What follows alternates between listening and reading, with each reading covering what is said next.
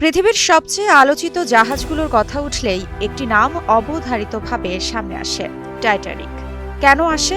শুধু কি একটি দুর্ঘটনার জন্য, নাকি মানুষের অহংকার, ভালোবাসা আর ট্র্যাজেডির এক অনন্য প্রতীক হয়ে ওঠার কারণেই?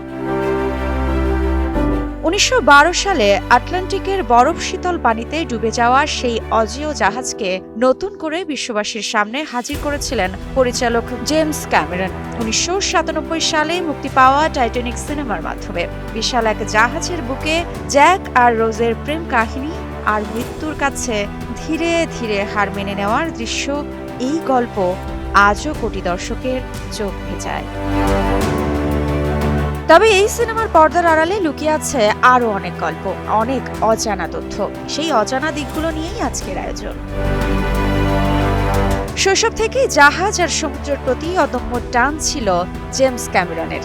বিশেষ করে ১৯১২ সালে ডুবে যাওয়া টাইটানিক তাকে আক্ষরিক অর্থেই তাড়া করে বেড়াত। ১৯১২ সালে আইম্যাক্স ক্যামেরায় ধারণ করা টাইটানিকের ধ্বংসাবশেষ নিয়ে নির্মিত ডকুমেন্টারি টাইটানিকা দেখার পর সেই আগ্রহ রীতিমতো নেশায় পরিণত হয়। তবে সমস্যা ছিল একটাই, সমুদ্রের তলদেশে গিয়ে টাইটানিক দেখতে গেলে দরকার বিপুল অর্থ। তখনই ক্যামেরনের মাথায় আসে এক পরিকল্পনা, যেখানে রথও দেখা যাবে, কলাও বেচা হবে। জেমস ক্যামেরন টাইটানিক নিয়ে একটি বড় বাজেটের সিনেমা বানাবেন, গবেষণার নাম করে সমুদ্রের তলদেশে যাবেন, আবার সিনেমাও হবে। টার্মিনেটর 2 এর সাফল্যে ভর করে 20th সেঞ্চুরি ফক্স সেই ঝুঁকি নিতে রাজি হয়। ফলে জন্ম নেয় টাইটানিক এবং বাস্তব টাইটানিক দেখার স্বপ্ন পূরণ হয় জেমসের। এদিকে জানা যায়, জ্যাক চরিত্রের জন্য অডিশন দিয়েছিলেন প্রায় শতাধিক অভিনেতা। আলোচনায় ছিলেন Johnny Depp, Tom Cruise, Brad Pitt, Macaulay Culkin, এমনকি ক্রিশ্চিয়ান বেলো।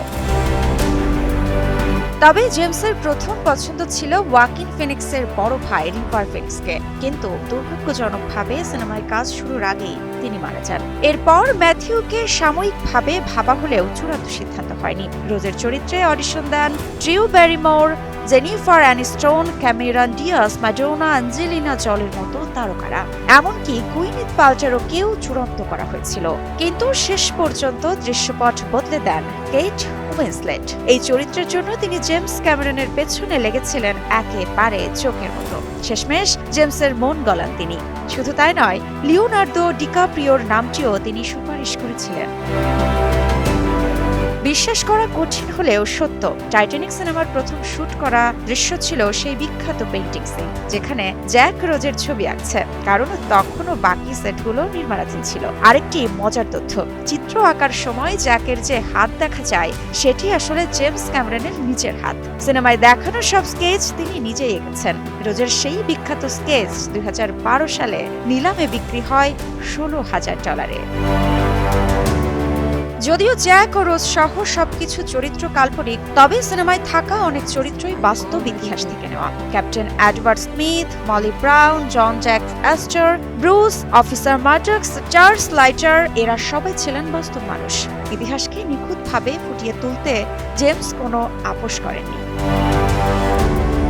সিনেমার জন্য টাইটানিকের প্রায় পূর্ণাঙ্গ প্র্যাকটিক্যাল সেট তৈরি করা হয়েছিল, তবে কিছু জায়গায় পরিবর্তন আনা হয়। লাইফ বোট ও স্মোক ফানেল বানানো হয় 10% ছোট, আর বিখ্যাত সিঁড়িটি করা হয় 30% বেশি চওড়া। ইন্টেরিয়র সেট তৈরি হয়েছিল মেক্সিকোর বাজা স্টুডিওতে।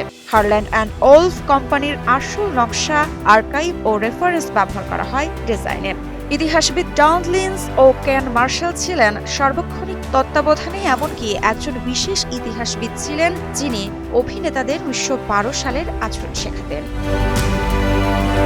তবে শেষের ডুবন্ত জাহাজের দৃশ্য ছিল সবচেয়ে কঠিন। ৪৫ ফুট লম্বা মডেল শিপ, ১৩ লাখ লিটার পানি, ১৫০ জন এক্সট্রা, ১০০ জন স্ট্যান্ডম্যান, সব মিলিয়ে ভয়াবহ এক সেট। অনেকেই অসুস্থ হয়ে পড়েন। কেট উইন্সলেট আক্রান্ত হন হাইপোথার্মিয়ায়। পুরো জাহাজের ভেতরের অংশ ডোবাতে লেগেছিল প্রায় ১,৯০,০০,০০০ লিটার পানি। শুটিং চলাকালে হঠাৎ অসুস্থ হয়ে পড়েন ৮০ জন ক্রু মেম্বার। পরে জানা যায়, লান্সে কেউ পিসিপি নামের চেতনানাশক মিশিয়ে দিয়েছিল। আজও সেই অপরাধী অধরা। তবে সবথেকে অদ্ভুত বিষয় যে গানটি থাকারই কথা ছিল না সেই my heart will go on গানটি ছাড়া টাইটানিক কল্পনাই করা যায় না। অথচ জেমস ক্যামেরন সিনেমায় কোনো গানই চাননি। মিউজিক কম্পোজার জেমস হর্নার গোপনে সেলিন ডিয়নকে দিয়ে গানটি রেকর্ড করেন। শোনার পর জেমস নিজেই মুগ্ধ হন, আর এই গানটি পরে অস্কার জিতে নেয়। শেষ দৃশ্যে জ্যাক রোজ যে পাটাতনের ওপর ভেসে থাকে সেটির নকশা নেওয়া হয়েছিল আসল টাইটানিকের ধ্বংসাবশ থেকে উদ্ধার হওয়া একটি কাঠের প্যানেল থেকে। বর্তমানে এটি সংরক্ষিত আছে কানাডার নোভা স্কটিয়ায়।